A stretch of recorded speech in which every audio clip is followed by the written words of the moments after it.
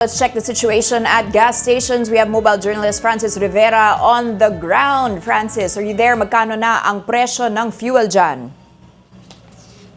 Good morning, Danny. Ngayon, naglalaro na sa 120 pesos per liter yung presyo ng diesel at 90 pesos naman para doon sa gasoline. Ito nga ay matapos yung 5 sunod-sunod na linggo na pagsirit o pagtaas ng presyo ng petrolyo. At ngayong linggo, lamang nakaranas na ng rollback dito sa mga produktong petrolyo. At ayon nga doon sa mga nakausap nating mga motorista kanina, no, sa pag-iikot-ikot natin sa mga gas station dito ay talagang magaan na to para sa kanila at umaasa nga sila na sana magtuloy-tuloy na yung rollback ng mga presyo ng petrolyo lalo na ngayon na nakakita na sila daw ng liwanag dahil inaasahan nga nila na this week papalo raw sa 200 pesos pero good news daw yun para sa kanila na nagkaroon ng rollback dahil kahit pa paano, may maitatapi pa rin sila sa mga kikitain nila sa ngayong araw. Danny? Mas marami ba yung nagpapagas today compared to, for sure, yesterday, no? Nag-antay ba yung mga tao na magpagas today or compared to the last few weeks, Francis? Yes, Danny. Actually, based naman doon sa mga nakakausap nating mga gasoline staff or crew, no? Talagang kagabi or kaninang madaling araw, no, marami na raw yung mga humahabol. Lalo na kaninang alas 6 or 6 a.m. kung saan halos dito raw.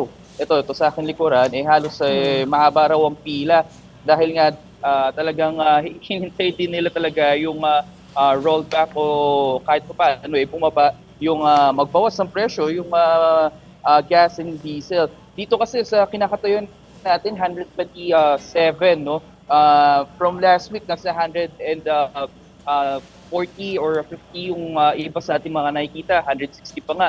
And ngayon talagang 130, 120 yung presyo ng per liter sa diesel. So based sa mga nakakausap natin, inhawa na rin to kahit papaano at yun nga, sana daw magtuloy-tuloy na to hanggang next week. May nakausap ka bang mga PUV or jeepney drivers? Kasi last week, PBBM also announced additional 10 peso per liter discount pa, di ba? Apart from this rollback that's happening today, nafe-feel na ba nila yon? Madali bang kunin yung discount na yan?